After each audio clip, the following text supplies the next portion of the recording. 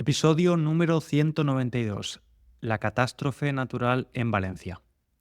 Estudiante, quiero empezar leyéndote una reseña o una opinión negativa que escribió uno de los oyentes de este podcast después de escuchar el episodio de la semana pasada donde hablamos sobre bloqueos mentales al aprender idiomas. El título de la reseña es Tristemente demasiado woke a veces, ignorando la vida real. Y continúo leyendo. El título lo dice todo. Un ejemplo reciente. Ha vuelto a vivir a Valencia, lugar que ha sufrido una catástrofe natural nunca vista antes, pero no menciona nada al respecto, perdiendo la oportunidad de compartir algo personal y prefiriendo aburrirnos por 10ª vez con los mismos bloqueos mentales en el aprendizaje de idiomas. Aparte de eso, la producción es decente, con un español claro, pero el contenido suele ser bastante aburrido. Y hasta aquí la reseña de este estudiante. Por cierto, quiero recordarte que puedes leer la transcripción gratuita del episodio si la necesitas en la web SpanishLanguageCoach.com.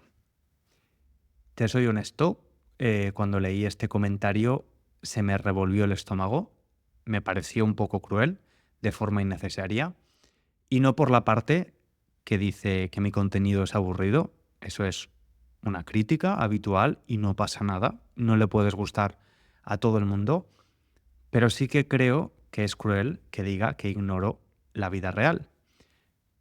Quiero pensar que esta persona no sabe que leo las reseñas, pero las leo todas, las positivas y las que no lo son tanto, y dejan un feedback que tengo en cuenta porque quiero hacer mi trabajo cada vez mejor, como todo el mundo.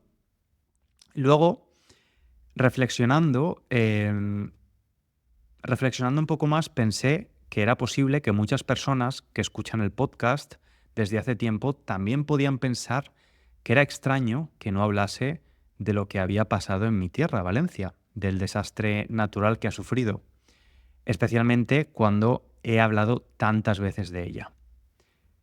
La verdad es que quería hablar del tema, pero quería simplemente esperar el momento adecuado. Y creo que es ahora, especialmente porque, como siempre pasa en estos casos, las noticias dejan de ser noticias y ya no se habla tanto del tema a nivel internacional. Quizás no sabes que yo soy de Valencia, estudiante, pero estoy casi seguro de que has oído hablar de este lugar en el este de España en los últimos días. Valencia fue noticia en todos los medios de comunicación internacionales hace 2 semanas. El día 29 de octubre se produjeron una serie de inundaciones en esta provincia. En varios pueblos cercanos a la ciudad, el agua llegó en pocos minutos hasta los 3 metros de altura. Y esto, como podrás imaginar, provocó grandes pérdidas materiales. Muchas personas han perdido su casa, su coche, su negocio y su trabajo. Y por supuesto, como en cualquier catástrofe natural, lo peor son las pérdidas humanas que deja. Más de 200 personas han muerto y más de 20 todavía continúan desaparecidas. Todo esto es lo que probablemente ya sabes si te has estado informando sobre lo que ha pasado en los últimos días. Lo que voy a intentar hacer con el episodio de hoy es contribuir con algo más, aportar algo más a lo que ya sabes y también, y más importante, contarte cómo puedes ayudar si así lo deseas.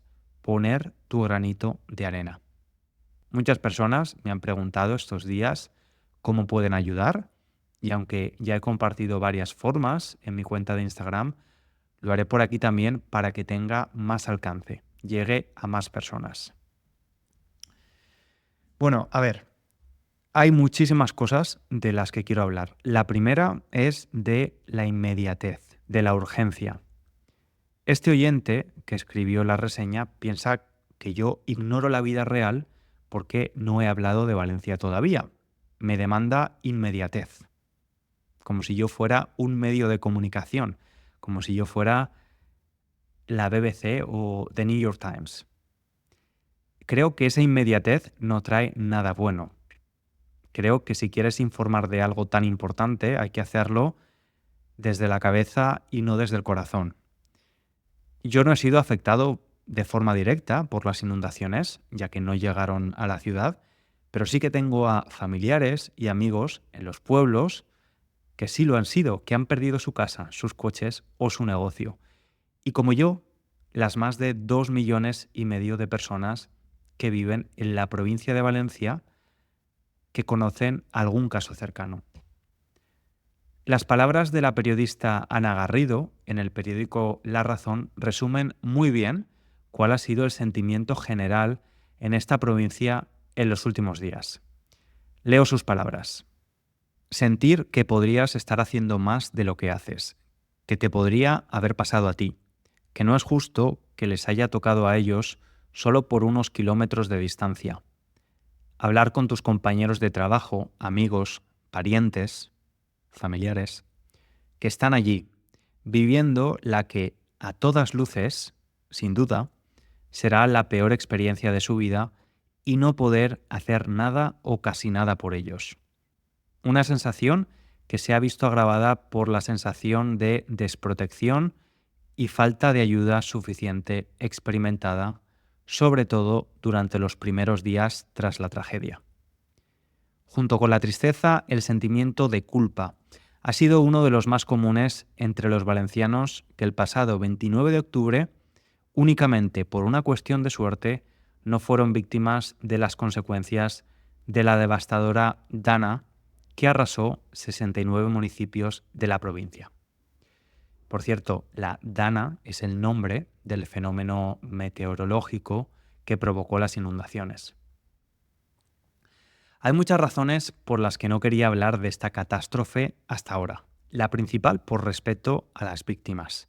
En estos días hemos visto cómo se ha usado esta tragedia para crear espectáculo desde redes sociales y medios de comunicación tradicionales. También porque la verdad no estaba preparado y quería hacer un episodio más reflexivo en lugar de impulsivo. No quería vomitarte la rabia, el enfado, la tristeza o la indignación que se respiran aquí ahora mismo. Lo quería hacer con la cabeza fría. Y bien, quiero empezar hablándote de una frase. Estos días en Valencia se ha repetido muchísimo la frase «Solo el pueblo salva al pueblo». Durante la catástrofe hemos visto que la ayuda más efectiva y rápida ha venido de las propias personas, vecinas y vecinos organizándose, ofreciendo apoyo y recursos a quienes lo necesitan, sin esperar a las autoridades. Y esto me recuerda a la canción Una velita de Bad Bunny, que salió hace poco tiempo, donde el cantante habla de cómo su comunidad en Puerto Rico enfrenta desastres naturales y menciona esa misma idea. Al pueblo, el pueblo le toca salvar. La canción dice: no olviden a la viejita de allí, que vive sola, hay que irla a ayudar. Recuerden que todos somos de aquí. Al pueblo, el pueblo le toca salvar. Aquí en Valencia ha pasado algo similar. Hemos visto cómo la comunidad se organiza para apoyar y cubrir las necesidades inmediatas. Y creo que esa respuesta colectiva está muy bien. Esa solidaridad es un valor que dice mucho de nuestra comunidad, ¿no? Estar unidos en momentos difíciles. Sin embargo, aunque la frase «solo el pueblo salva al pueblo» suena heroica y tiene un aire de grandeza, creo que no debería haberse pronunciado nunca. La realidad es que el pueblo salva al pueblo porque no le ha quedado otro remedio, no ha tenido otra opción. En España tenemos los recursos y los cuerpos profesionales de emergencia capacitados para enfrentar una catástrofe como esta. Pero debido a la mala gestión de la clase política, esos recursos no se han usado con la rapidez ni la eficiencia necesarias. Es entendible y admirable que durante las primeras horas las personas hayan puesto su vida en peligro para salvar a otras, pero que días después el pueblo tuviera que continuar salvándose a sí mismo, es simplemente inaceptable. Es una situación que nos obliga a cuestionar por qué, a pesar de tener todos los medios, todos los recursos, las respuestas oficiales no están a la altura en momentos críticos. Para entender por qué la clase política no ha estado a la altura, primero hay que saber cómo funciona España en términos de organización. Nuestro país está compuesto por comunidades autónomas y cada una de ellas tiene sus propias competencias, mientras que el gobierno central tiene otras. En este caso, el presidente de la Comunidad Valenciana y su equipo fallaron al prevenirnos. La alerta a nuestros teléfonos llegó cuando las inundaciones ya habían comenzado, demasiado tarde para que muchas personas tomaran precauciones. Por su parte, el gobierno central tampoco respondió rápidamente con todos los recursos disponibles, dejando a la población a su suerte durante las primeras horas y días críticos. En resumen, si el gobierno de la Comunidad Valenciana no hubiera sido tan negligente en la prevención, muchas vidas podrían haberse salvado. La gente habría estado más preparada si se les hubiera alertado a tiempo.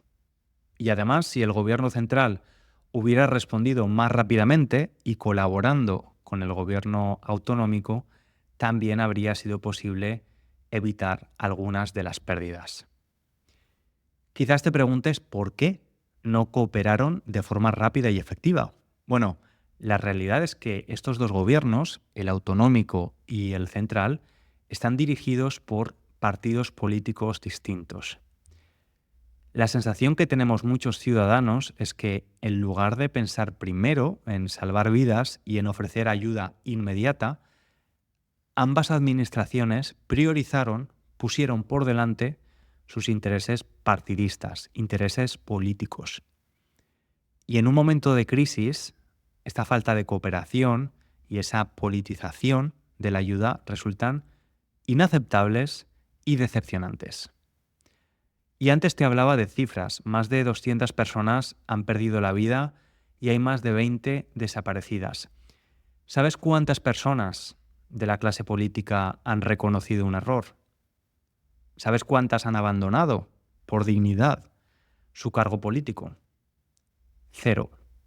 Absolutamente nadie ha dimitido. Este trabajo tan deficiente de la clase política no ha quedado sin consecuencias.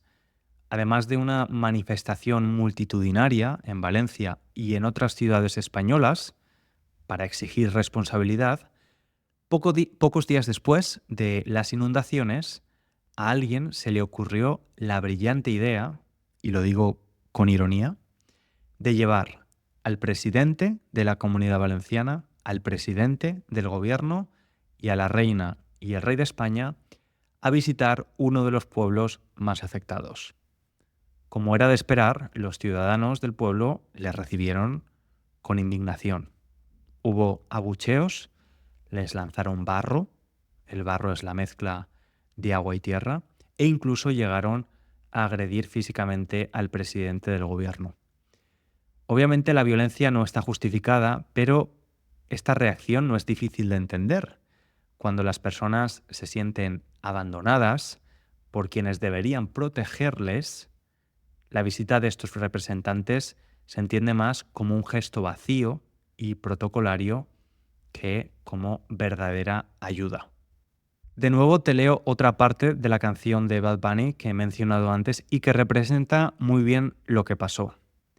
Con el gobierno no me envíen nada, que esos cabrones lo van a esconder. Van para la calle, para fotos, nada más. Esta desafección, que es el sentimiento de desconfianza hacia la clase política, ha sido el caldo de cultivo para la desinformación durante estos días.